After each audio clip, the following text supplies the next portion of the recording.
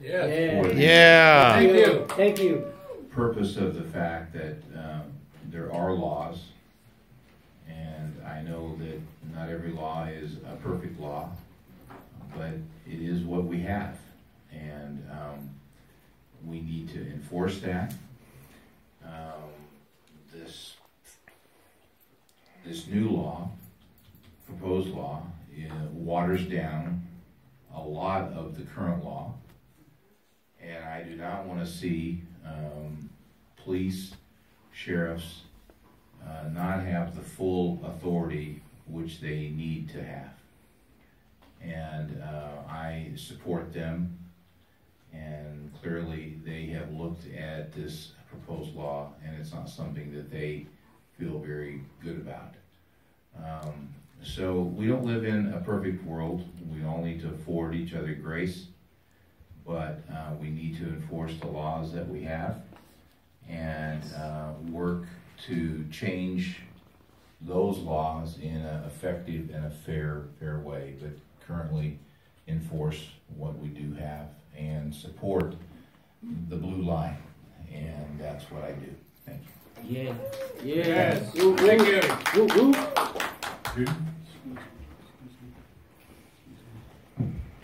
There's a lot to say about this, and not enough time to really cover everything. And thank you all for coming today or tonight and giving us input. I really appreciate hearing from so many of you. This is so complicated. It's about keeping people safe, having safe communities. It's about people in general, and we've had a broken immigration system for decades. So we have many, many people in our community now who have been here their whole lives illegally. And we need to recognize that these are people that we need to be respectful of and not.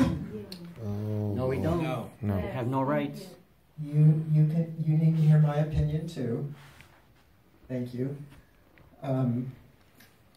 They may be here illegally, but they've been here a long, long time. And some of them did not bring themselves here. They came as children. And I think we need to pay attention to that population and the fears that they But what does that have to do with now SB 54? completely disrupted with their families.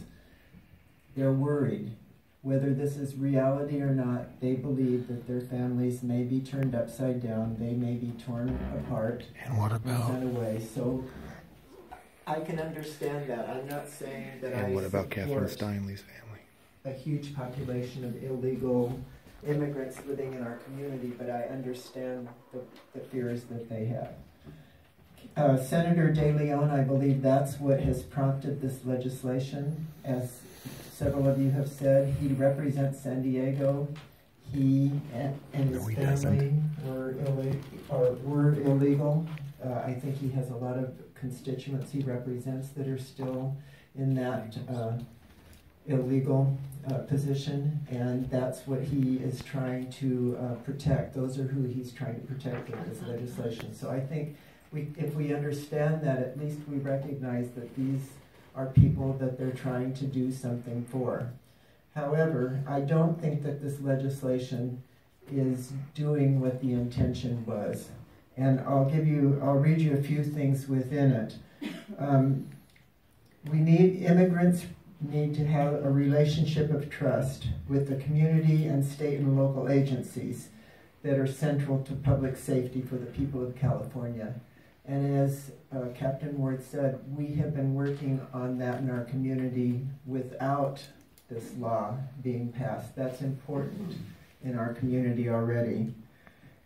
This trust is threatened when state and local agencies are entangled with federal immigration enforcement, with the result that immigrant community members fear approaching police when they're victims of or witnesses to crimes, seeking basic health services or attending school to the detriment of public safety and the well-being of all Californians. Again, that is something that I believe most police and sheriff agencies already recognize and have been working toward trust in the community for a long time. I don't think this bill is necessary to to create that. And the last point I have a lot of problems with. This act seeks to ensure effective policing, and I believe that it does the opposite, as Captain Ward has said. It seeks to protect the safety, the well-being, and the constitutional rights of the people of California. Again, I think it is the opposite.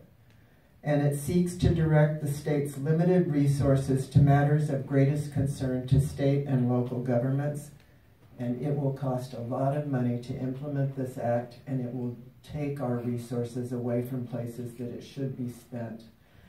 So I believe this may be well-intentioned for the community that Senator De Leon and others represent, but even for every person living in California, it is the wrong path to take. And I will vote an adamant no. Yes. Yeah! Thank you. Thank you. Thank you so much. Thanks, Judy. Karen? Thank you, and thank you all for being here to share your thoughts. And I think She was like messing with us.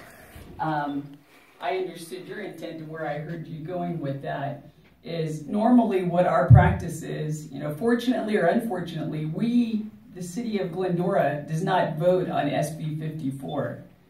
What we are charged to do is to tell the people in Sacramento what we feel is helpful or not helpful to the city of Glendora. So I thought where you were going with that, normally is our practice is to write a letter to our representatives saying, hey, we like this, we don't like this.